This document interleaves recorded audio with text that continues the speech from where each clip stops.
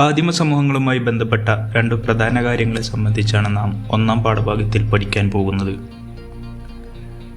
ദശലക്ഷക്കണക്കിന് വർഷങ്ങൾക്ക് മുൻപ് അതിപ്രാചീന കാലത്ത് എങ്ങനെയാണ് മനുഷ്യകുലം ഉത്ഭവിച്ചത് എന്നാണ് ഒന്നാമത്തെ പരിശോധനാ വിഷയം.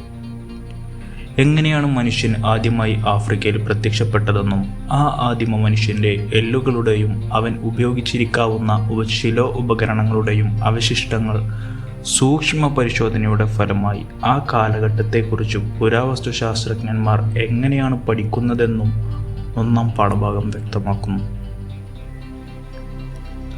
ആദിമ ജനതയുടെ ചരിത്രം പുനർനിർമ്മിക്കുന്നതിന് തീവ്രമായ ശ്രമം പുരാവസ്തു ശാസ്ത്രജ്ഞർ നടത്തിയിട്ടുണ്ട്.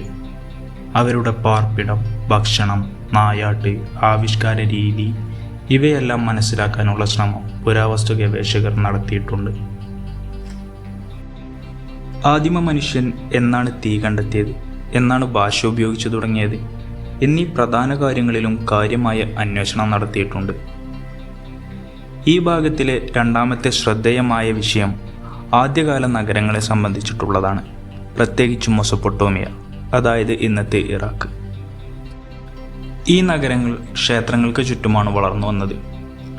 ഇവ ദീർഘദൂര വ്യാപാരങ്ങളുടെ കേന്ദ്രങ്ങളായിരുന്നു. പുരാവസ്തുശാസ്ത്രപരമായ തെളിവുകളും എഴുതപ്പെട്ട രേഖകളും ഈ നഗരങ്ങളിൽ അധിവസിച്ചിരുന്നു. വ്യത്യസ്ത വിഭാഗങ്ങളിൽപ്പെട്ട ജനങ്ങളുടെ കൈവേലക്കാർ, പകർപ്പെഴുത്തുകാർ, തൊഴിലാളികൾ, പുരോഹിതർ, രാജാക്കന്മാർ, രാജ്ഞിമാർ എന്നിവരുടെ ജീവിതരീതി മനസ്സിലാക്കാൻ പ്രയോജനപ്പെട്ടിട്ടുണ്ട്. ഈ നഗരങ്ങളിൽ ചിലതിൽ ഗ്രാമീണ ജനത വഹിച്ച നിർണായകമായ പങ്കിനെക്കുറിച്ചും നിങ്ങൾക്ക് മനസ്സിലാക്കാം. എഴുത്തുവിദ്യ വികസിച്ചില്ലായിരുന്നെങ്കിൽ നാനാ തരത്തിലുള്ള പ്രവർത്തനങ്ങൾ നഗരങ്ങളിൽ നടക്കുമായിരുന്നോ എന്നും ചിന്തനീയമായ വിഷയമാണ്. ദശലക്ഷക്കണക്കിന് വർഷങ്ങൾ കാട്ടിലും ഗുഹകളിലും താൽക്കാലിക ഷെൽട്ടറുകളിലും കഴിഞ്ഞുപോന്ന മനുഷ്യൻ എങ്ങനെയാണ് ഗ്രാമങ്ങളിലേക്കും നഗരങ്ങളിലേക്കുമായി മാറിയത് എന്നും നമ്മെ അത്ഭുതപ്പെടുത്തുന്ന കാര്യമാണ്. അതൊരു നീണ്ട കഥയാണ്. ആദ്യ നഗരം സ്ഥാപിക്കുന്നത് ഏറ്റവും കുറഞ്ഞത് 5000 കൊല്ലങ്ങൾക്ക് മുമ്പ് നടന്ന സംഭവങ്ങളുമായി ഈ കഥ കെട്ടുപിണഞ്ഞു കിടക്കുന്നു. കൃഷി കണ്ടെത്തുന്നതിന് മുമ്പ് സസ്യോൽപ്പന്നങ്ങളും നായാടി കിട്ടുന്ന മൃഗങ്ങളുടെ മാംസവും തിന്നിട്ടാണ് മനുഷ്യർ ജീവിച്ചത്. പതുക്കെ പതുക്കെ വ്യത്യസ്ത ചെടികളെക്കുറിച്ചും അവയുടെ സ്വഭാവങ്ങളെക്കുറിച്ചും മനുഷ്യൻ മനസ്സിലാക്കി തുടങ്ങി. പലതരം ചെടികളിൽ ഓരോന്നും എവിടെയാണ് വളരുന്നത്, വൃക്ഷങ്ങളും ചെടികളും കായ്ക്കുന്നത് എപ്പോഴാണ്, ഇങ്ങനെയുള്ള കാര്യങ്ങളും അവൻ മനസ്സിലാക്കി തുടങ്ങി. ക്രമേണ മനുഷ്യൻ ചെടി വളർത്താൻ തുടങ്ങി.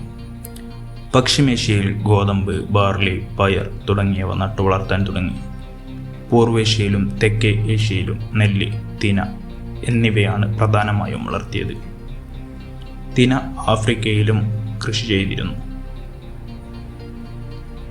ഏതാണ്ട് ഇതേ കാലത്തു തന്നെ ചെമ്മരിയാട്, കോലാട്, കന്നുകാലി, പന്നി, കഴുത എന്നീ മൃഗങ്ങളെയും ഇണക്കി വളർത്താൻ മനുഷ്യൻ പഠിച്ചു.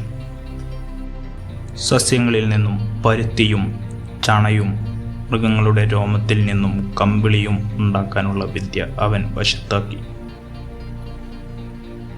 കാലം പിന്നെയും മുമ്പോട്ട് പോയപ്പോൾ ഏതാണ്ട് 5000 കൊല്ലങ്ങൾക്ക് മുൻപ് മനുഷ്യൻ കന്നുകാലികളെയും കഴുതകളെയും വണ്ടി വലിക്കാനും ഭൂമി ഉഴാൻ വേണ്ടി കലപ്പ വലിക്കാനും ഉപയോഗിച്ചു തുടങ്ങി. കൃഷി തുടങ്ങിയപ്പോൾ മറ്റു ചില മാറ്റങ്ങളും അനിവാര്യമായി തീർന്നു. വിളവിറക്കിയാൽ വിളവെടുക്കുന്നതുവരെ ഒരേ സ്ഥലത്തു തന്നെ താമസിക്കാൻ മനുഷ്യർ നിർബന്ധിതരായി. സ്ഥിരമായ ആവാസം സാധാരണമായി തീർന്നു. അതോടുകൂടി കുറെ കൂടി ഉറപ്പുള്ളവും സ്ഥിരവുമായ താമസ സ്ഥലം അവൻ നിർമ്മിച്ചു തുടങ്ങി. ഈ കാലത്തു തന്നെ ചില സമൂഹങ്ങൾ മൺപാത്രങ്ങൾ നിർമ്മിച്ചു ഉപയോഗിക്കാൻ തുടങ്ങി.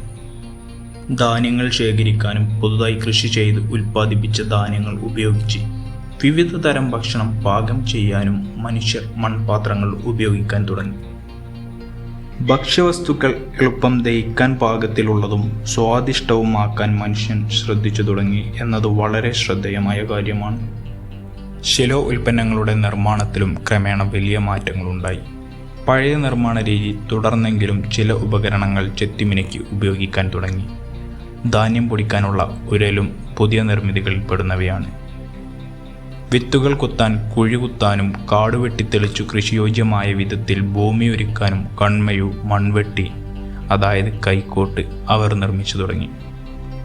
ചില പ്രദേശങ്ങളിൽ മനുഷ്യർ ചെമ്പ്, ടിൻ തുടങ്ങിയ ലോഹങ്ങളുടെ അയിരുകൾ ഉപയോഗിക്കാൻ പഠിച്ചു തുടങ്ങി. ചില പ്രദേശങ്ങളിൽ മനുഷ്യർ ചെമ്പ്, ടിൻ തുടങ്ങിയ ലോഹങ്ങളുടെ അയിരുകൾ ഉണ്ടാക്കാൻ പഠിച്ചു. നീല കലർന്ന പച്ച നിറമുണ്ടാക്കാൻ ഇരുമ്പ് പ്രയോജനപ്പെടുത്തി തുടങ്ങി. ആഭരണ നിർമ്മാണത്തിന് വ്യാപകമായി ലോഹം ഉപയോഗിക്കുന്നത് ഇതവരെ വഴിതെളിയിച്ചു. വിദൂരദേശങ്ങളിലെ ഉൽപ്പന്നങ്ങളുമായുള്ള മനുഷ്യരുടെ പരിചയവും ഈ കാലത്ത് വർദ്ധിച്ചു. മരം, പലതരം കല്ലുകൾ, ലോഹങ്ങൾ, പുറംതോടുകൾ എന്നിവ ഇങ്ങനെ പുതുതായി പരിചയപ്പെടുന്നവയിൽപ്പെടും. പുതിയ പുതിയ സാധനങ്ങളും ആശയങ്ങളുമായി മനുഷ്യർ ഒരു സ്ഥലത്തു നിന്നും മറ്റു സ്ഥലത്തേക്ക് പോവുകയായിരുന്നു എന്നും വ്യക്തം. വർദ്ധിതമായ വ്യാപാരം, ഗ്രാമങ്ങളുടെയും നഗരങ്ങളുടെയും വളർച്ച, ഒരു സ്ഥലത്തു നിന്നും മറ്റൊരു സ്ഥലത്തേക്കുള്ള ജനങ്ങളുടെ നിതാന്ത സഞ്ചാരം എന്നിവ മൂലം ആദിമ ജനതയുടെ ചെറിയ സമുദായത്തിൻ്റെ സ്ഥാനത്ത് ചെറിയ രാഷ്ട്രങ്ങൾ ഉയർന്നു വന്നു. ആയിരക്കണക്കിന് കൊല്ലങ്ങളിലൂടെ ക്രമാനുഗതമായാണ് ഈ മാറ്റങ്ങൾ സംഭവിച്ചത്. എന്നാൽ ആദ്യകാല നഗരങ്ങളുടെ വളർച്ചയെ ഈ മാറ്റങ്ങളുടെ വേഗത അതിവേഗം വർദ്ധിച്ചു. ഈ മാറ്റങ്ങൾ മാനവ ചരിത്രത്തിൽ ദൂരവ്യാപകമായ ഫലങ്ങളുണ്ടാക്കി. ജനങ്ങളുടെ ജീവിതത്തിൽ തിരിച്ചറിയാൻ പറ്റാത്ത വിധത്തിൽ പ്രവർത്തനങ്ങളുണ്ടാക്കിയ ഈ മാറ്റങ്ങളെ പണ്ഡിതന്മാർ വിപ്ലവം അതായത് റെവല്യൂഷൻ എന്നാണ് വിശേഷിപ്പിക്കുന്നത്. ഇവിടെ വിശദമായ പഠനത്തിന് വിധേയമാക്കുന്നത് ആദിമ സമൂഹങ്ങളിൽ ചിലതിനെ മാത്രമാണ്. പ്രത്യേകം ശ്രദ്ധിക്കുക, കാർഷിക സമൂഹം, ഇടയ സമൂഹം തുടങ്ങിയ വേറെയും പല ആദിമ സമൂഹങ്ങളുമുണ്ട്. ഇവിടെ സൂചിപ്പിക്കുന്ന സമൂഹങ്ങൾക്ക് പുറമെ അലിഞ്ഞുതിരിഞ്ഞ് നടക്കുന്ന പല സമൂഹങ്ങളും ഉണ്ടായിരുന്നു എന്ന് നോക്കുക.